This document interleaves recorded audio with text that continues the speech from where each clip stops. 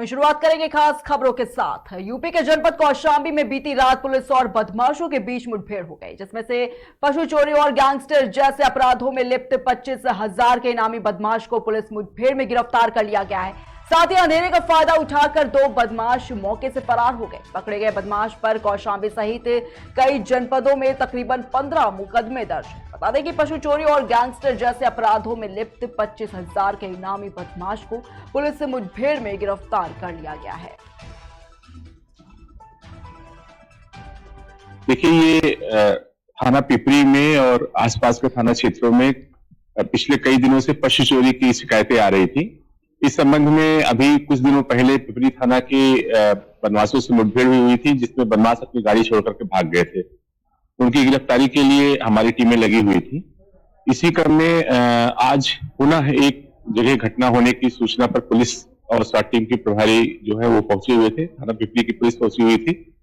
वहां बदमाशों से मुठभेड़ में एक बदमाश घायल हुआ है और बाकी उसके साथी जो 2 हैं वो फरार हो गए थे। जानकारी करने में पता चला कि ये खागा का रहने वाला है, सुहेल है। इसका आपराधिक इतिहास थाने से जानकारी की गई तो लगभग 15 से अधिक मुकदमे पशु चोरी के हैं। गैंगस्टर एक्ट का मुकदमा है। रायबरेली और फतेहपुर से भी पहले जेल गया है और कौशाम्बी से भी ये कई मामलों में वांछित था। इसके ऊपर 25,000 रुपए का इनाम भी घोषित था। देखिए, ये थाना पिपरी में और रुक करेंगे अगली खबर की ओर। खबर देवरिया से है, जहां पर देवरिया के रामपुर कारखाना विधानसभा क्षेत्र में रणछोड़ दास जी बापू चैरिटेबल हॉस्पिटल राजकोट के द्वारा निःशुल्क मोतियाबिंद शिविर लगाया गया, जिसमें कि लोगों का मोतियाबिंद का ऑपरेशन निःशुल्क कराया जा रहा है। बता दें कि यहां रोज लगभग 1000 लोगों का निःशुल्क मोतियाबिंद का ऑपरेशन किया जा रहा है। वहीं चैरिटेबल हॉस्पिटल की तरफ से शिविर में आने वाले मरीजों के लिए भोजन, चाय, नाश्ता और रहने का भी इंतजाम किया गया है।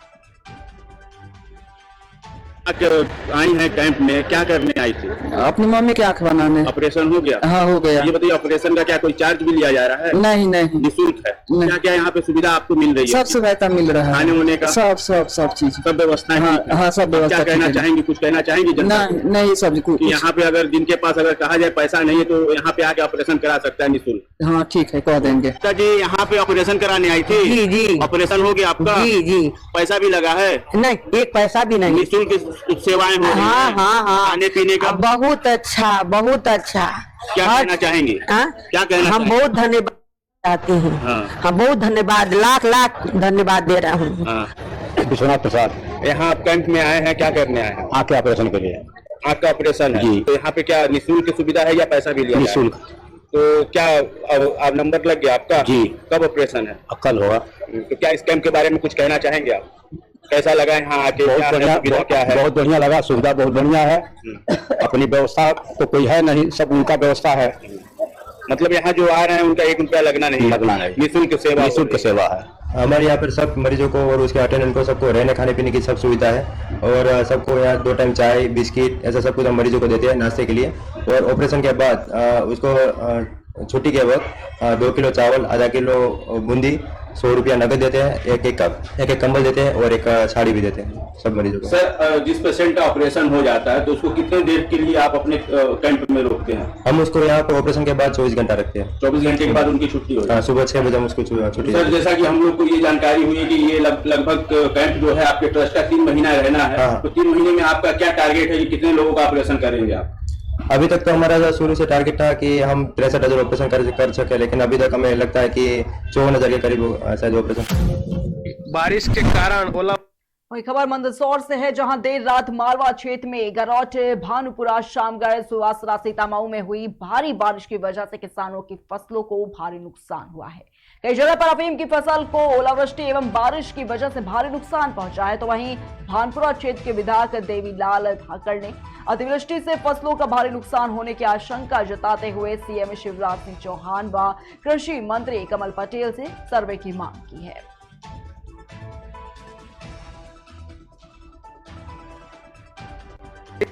बारिश के कारण, ओलावृष्टि के कारण किसान भाइयों की गरोट तहसील के अंदर गांव ढाबा के अंदर फसल का नुकसान देखने को मिल रहा है और किसान भाई बहुत परेशान हैं। देखने को मिलता था कि फसल बहुत अच्छी थी, पर आज रात्रि ओलावृष्टि के कारण बहुत खराब हो गई किसान भाइयों की फसल।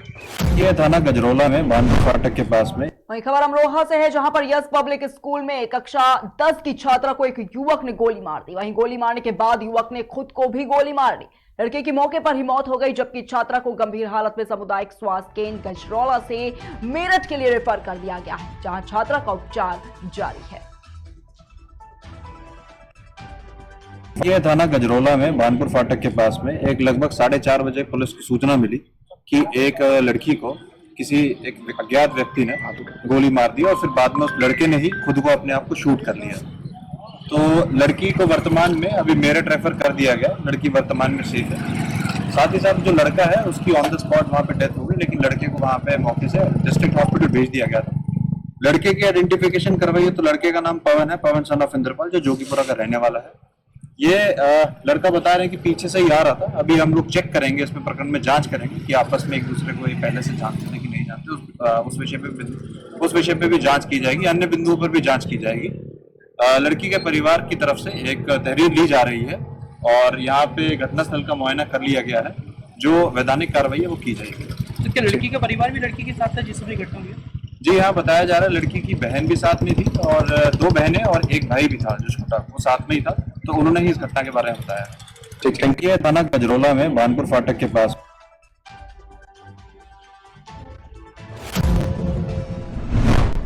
खबर लखीमपुर खीरी से है, जहां पर सदर कोतवाली क्षेत्र के लखीमपुर बहराइच रोड पर पनगी खुर्द में हुए सड़क हादसे में 6 लोगों की मौत हो गई थी। वहीं करीब आधा दर्जन से अधिक लोग घायल हो गए।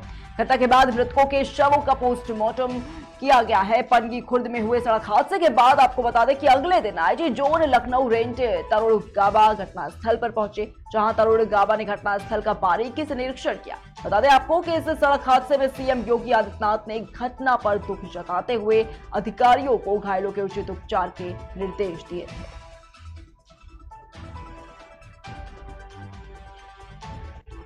कल यहाँ पे शाम को एक सड़क दुर्घटना हुई है जिसमें 6 लोगों की मृत्यु हो गई। कई लोग यहाँ पर इकट्ठा हो गए थे क्योंकि घटना से जस्ट पहले ही एक स्कूटी और एक कार में एक्सीडेंट हो गया था, जिसके कारण से आसपास गांव के लोग यहाँ पर आ गए थे, देख रहे थे। इसी बीच में एक ट्रक आया बहराइच की तरफ से, इस हाईवे पे आ रहा था और वो इस जो भीड़ इकट्ठा थी उसको बीच में से निकलते हुए रोनते हुए साइड में खड़ी 2 गाड़ियों से टकरा गया। इस दुर्भाग्यपूर्ण घटना में 6 लोगों की मृत्यु हो गई है। घटनास्थल का निरीक्षण कर लिया गया है। कल पुलिस द्वारा जैसी घटना हुई थी, घायलों को तुरंत अस्पताल पहुंचा दिया गया था ताकि वह उनका सही से उपचार हो सके।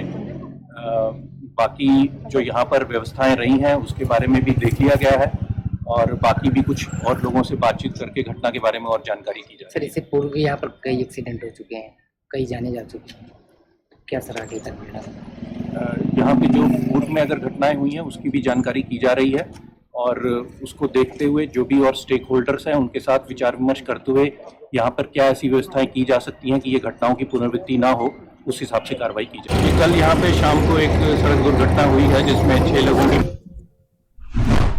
वही खबर आगरा से है, जहां पर अजमेर दरगाह की ख्वाजा मोइनुद्दीन चिश्ती की दरगाह में 811वें उर्स के दौरान हंगामा और मारपीट हुई है। इसमें खादिम और जाइन आपस में भिड़ गए। इस भिड़ंत में कई लोगों को चोटें भी आई हैं। जानकारी के मुताबिक बरेलवी समाज के कुछ लोगों ने अजमेर शरीफ दरगाह के अंदर नारेबाजी की और उसके बाद दरगाह के खादिम भड़क गए और वो नारेबाजी कर रहे लोगों से भिड़ गए।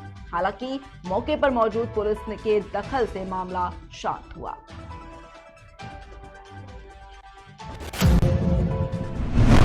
फिलहाल की खबरों में इतना ही। रुकेंगे एक छोटे से ब्रेक के लिए, जल्द हाजिर होंगे।